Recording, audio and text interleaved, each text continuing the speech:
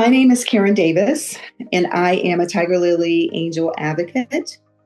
So I had years and years of mammograms, one year after another. And basically, I was just told by my medical providers that I had dense breast tissue.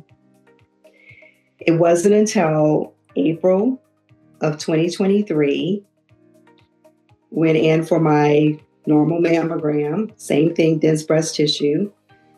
And 2 weeks later, I had an MRI of the abdomen for an unrelated medical condition. And the MRI of the abdomen picked up on something suspicious in the right breast. And there it was discovered that I had invasive lobular breast cancer. I have gone through years of mammograms, starting at the age of 40. And year after year, I was told that I had dense breast tissue. There was never any sort of orders for any additional diagnostic testing. And my breast cancer was actually caught through an incidental finding. And it was not through a mammogram. It was through an MRI of the abdomen, which occurred 2 weeks after my annual mammogram, that picked up on something suspicious in my right breast. And after further testing, including an ultrasound and then a biopsy, I was diagnosed with invasive lobular breast cancer. And so this is a type of breast cancer that doesn't form the typical lumps or masses that you would feel on a self-breast exam, or that unfortunately a mammogram would pick up either. I really want to stress to any woman that is going through anything as far as dense breast tissue is concerned, is to really have a detailed conversation with your medical provider on exactly what level that is, and then if additional testing is needed. And if you do have dense breast tissue that is very excessively dense, extremely dense, heterogeneously dense, to request additional testing beyond the mammogram, an ultrasound, biopsy, and to advocate for that.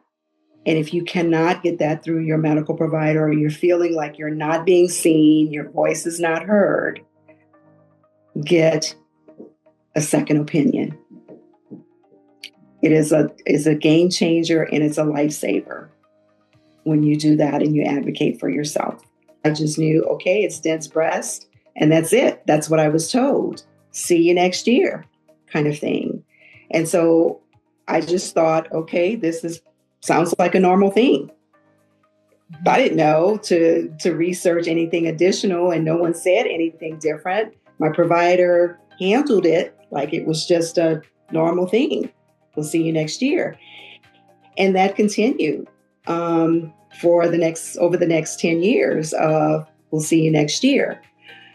Up until 2023, April of 2023, I go in and it's the same. It's dense breast tissue. Once again, we'll see you next year.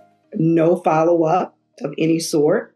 I wasn't contacted for anything to say it's increasingly getting worse. And also what I did not know is that I was at a point that I was premenopausal, having a lot of those symptoms, hot flashes and all the things, and was taking hormone replacement, right? So on that estrogen therapy, also not realizing that it could increase, right, the risk of breast cancer.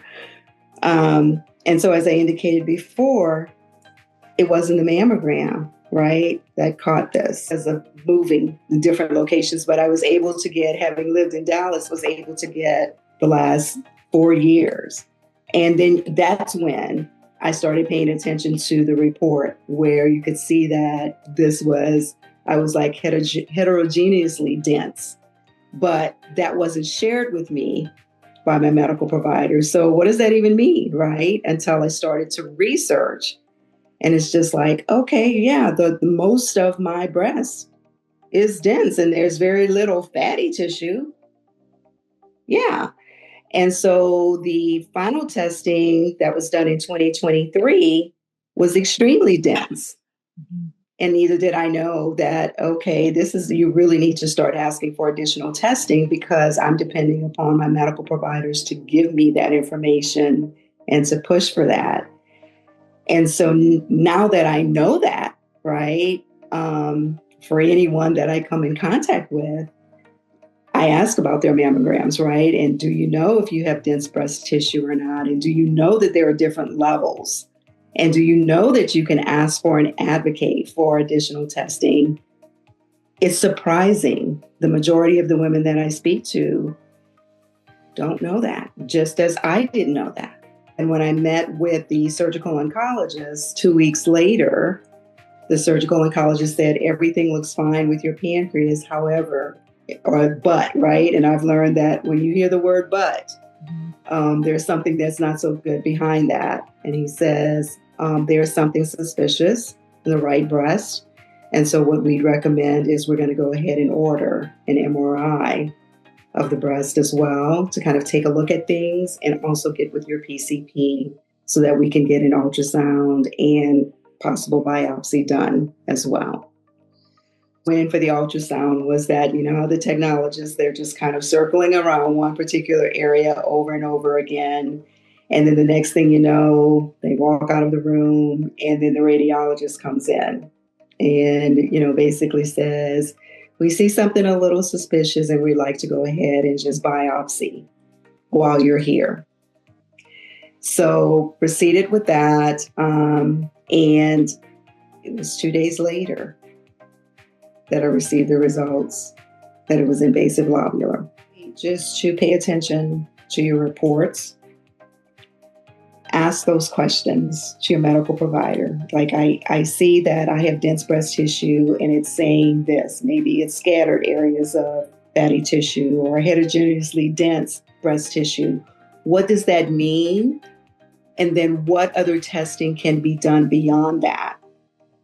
I went in for a ultrasound.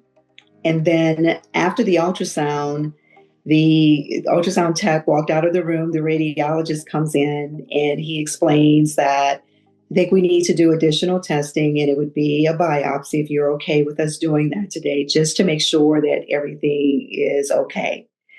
So once he did the biopsy, what he indicated initially was, what I think this is a fatty cyst.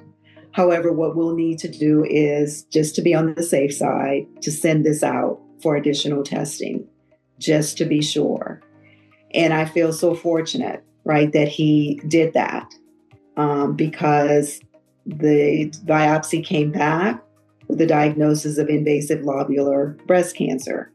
Had he not taken that extra step and just said, you know what, this is just a fatty cyst and we will see you next year, or we'll test you again if you have any additional problems or symptoms, he went the extra mile to do that. And I am forever grateful, because had it not, my praises go out to that medical provider for just being diligent, because that doesn't always happen.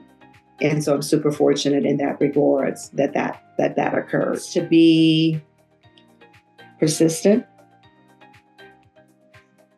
It is to question, and don't be afraid to ask those questions. And if you're not getting what you need from your doctor, get a second opinion and see someone else to be sure, because it's just better to be safe. For me, to have peace of mind, to know that you're getting the care that you deserve to get, and that you're being properly diagnosed and there's proper diagnostics that's being done based on the preliminary reports.